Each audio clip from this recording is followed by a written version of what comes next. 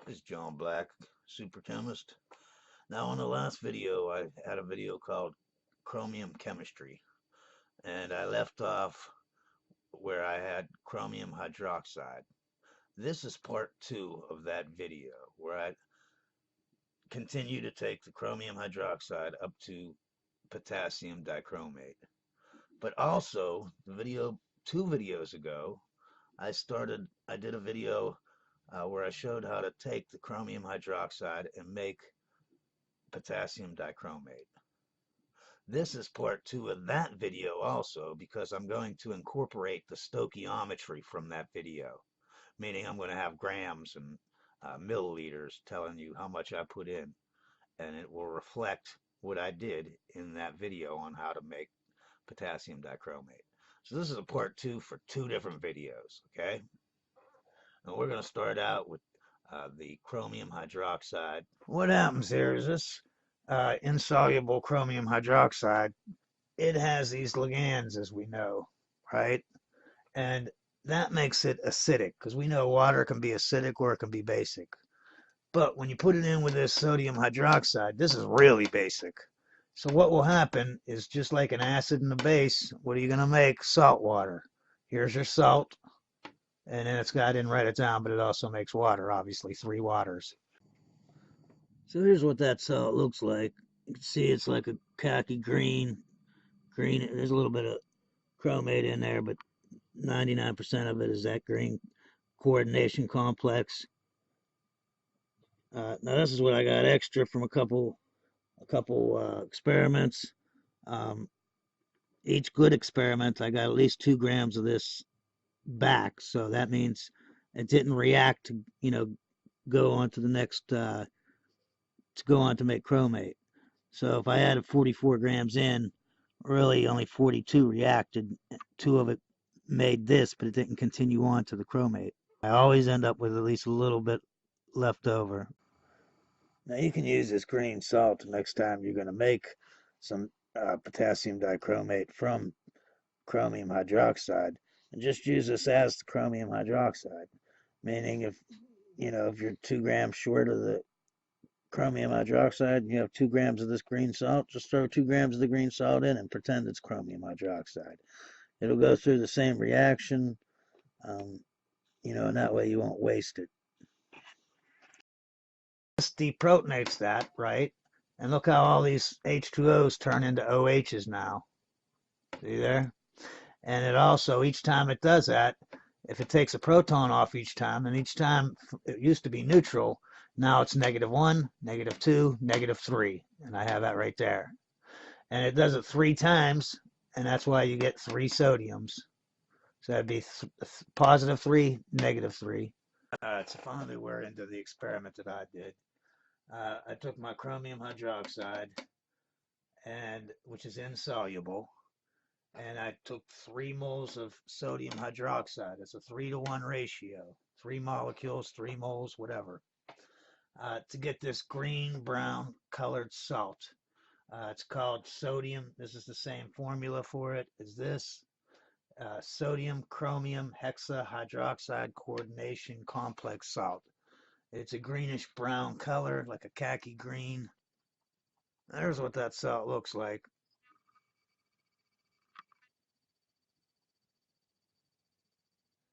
It's soluble in alkaline solution, okay? So as you can see, the formula is a 3-to-1, but I used a 4-to-1 ratio. The reason why is so it'll have a nice alkaline solution for this to dissolve to go on to the next step. As you can see, I have the moles, how many grams per mole here. I times it by a quarter because I'm going to do quarter mole. That was 42 grams. That's why I added that. Now this one, remember, I'm going to do, instead of 3 moles, I'm going to do 4, a ratio of 4. 1 mole is that, so that means 4 moles is 160. And remember, we're multiplying everything by a quarter because that's how much we're using. So that's 40 grams. Now sodium hydroxide usually has 10% water in it. So I times that by 1.1, which was 44 grams. So I added 44 or 45 grams. You don't have to be exact here. on this, just so you get at least 4 moles. Now I've tried up to 10 moles. I can never get this to completely to dissolve, no matter what I do. I finally got most of it too, but when I first started, I would put 16 grams of this in, and this did not react. I put in 16 and I get 14 back. No. So no matter what I did, it was tough for me to get this to dissolve, and for this to react at all. To make this, it's really hard. You got a lot of stirring, a lot of heating. It's ridiculous. Therefore, I just start adding I mean, as soon as it starts making it, I'll let it stir for a little bit, but I'll start adding the hydrogen peroxide pretty quick. And it seems like as you make the sodium chromate, um, then more and more the green gets made. Like you can't make one without making the other. You know what I mean? You can't make more green stuff, this salt here, without getting rid of green stuff that's already made. You know what I mean? And turn it into chromate. Then when you do that with the H2O2, it seems like you can make more of this green salt, which in turn can make more of the chromate by adding more of the hydrogen peroxide. And if you look at the equation there, every time you make a molecule of sodium chromate, you make a molecule of sodium hydroxide. Remember how I said that this green salt is soluble in alkaline solution. So each time you make, you have your green stuff in solution, not all of it, just a little bit, but each time you change one of those green molecules into a yellow sodium chromate molecule, you also add another molecule of sodium hydroxide so that it's more alkaline for the green salt that will not go into solution. Now it can, maybe, because it's more alkaline. You see what I'm saying? As you recall, it took me 3 hours. Did 2 hours of stirring where I had it between 60 and 80 degrees, and I put in the hydrogen peroxide a little at a time. And then the third hour where I boiled it. And the reason why you boil it afterwards is you need to get rid of this hydrogen peroxide. You're going to have some excess in there. And the only way to decompose it is to boil it. And if you don't, when you go to the next step and add your acid, it's going to screw things up. But when you do get your salt, or at least some of it, you can start adding your hydrogen peroxide. Now, as you can see, 34 grams is a mole. In the formula, it says 1.5 moles. So I took it by 1.5. As we know, we're taking everything by a quarter because we started out with a quarter. So it gives me that. And then times 5, because this is probably 20% hydrogen peroxide at most. And so that means 1/5. So that means I got to multiply it by 5 to get how much I actually have to put in, which is 64 milliliters. And I'm just saying that the hydrogen peroxide has a density of 1 milliliter per gram. Probably is slightly different, but it doesn't matter because I'm going to dump. As you recall, I dumped in another 64 milliliters because I put in 40 and then another 20 or 25 or something like that. So I put in twice this. Okay, I only need 1.5 equivalents, and I put in the 1.5 plus another 1.5. So I doubled it up, and I still got some of that green stuff that you saw didn't completely react. There's what that salt looks like.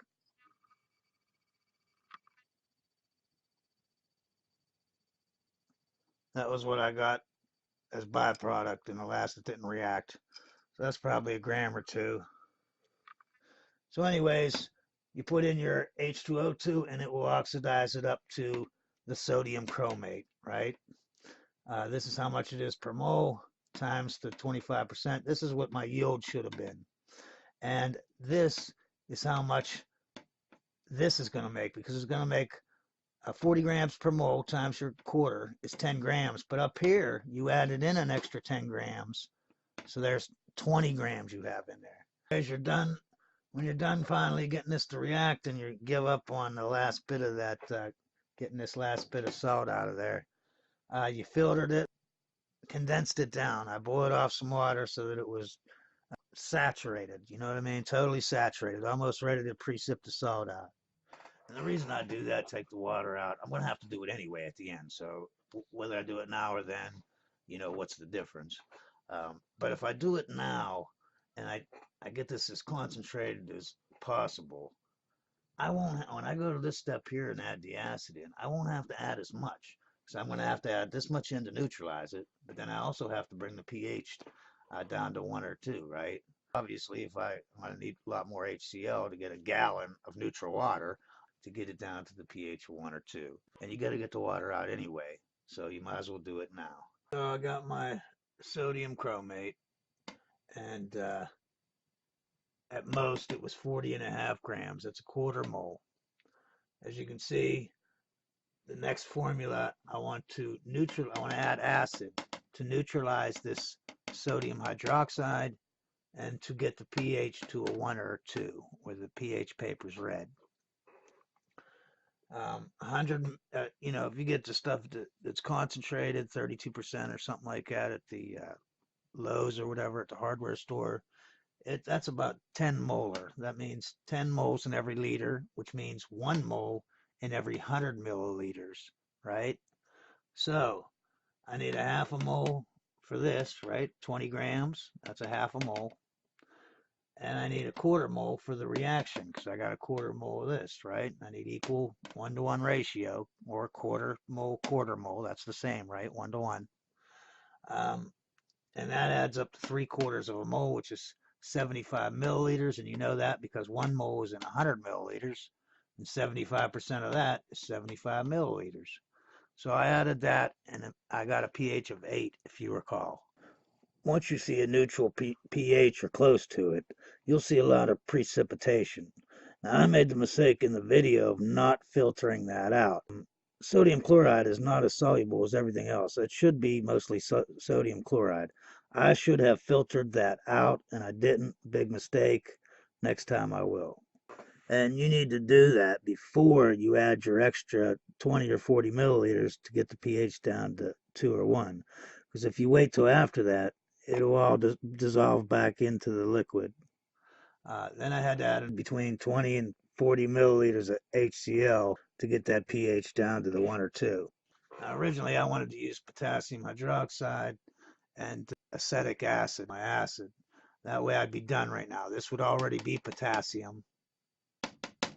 And then I would neutralize it with the acetic acid. And the reason why is because you're neutralizing down here.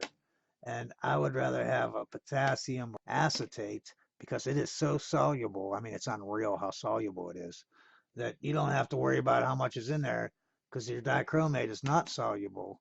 Your potassium dichromate, it would just come right out of solution, and your salt, your byproduct, would stay in solution because it's just so soluble, even in cold water.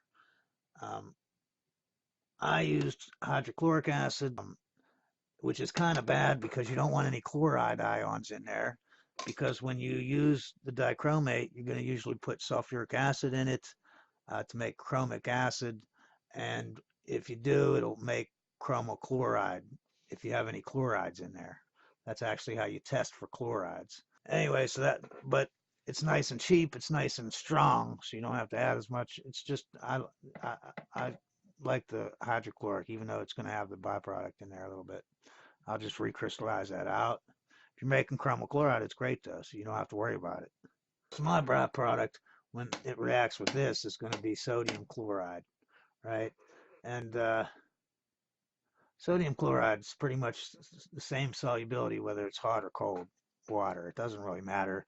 I mean, I think it's like 38 grams at 100 milliliters of boiling, and if it's freezing, it's like 35 grams. If you wanted sodium dichromate, you'd stop right there. But we want potassium dichromate, not sodium. So there's going to be one more video showing you how to get to the potassium, which is pretty easy. And always remember, science is great.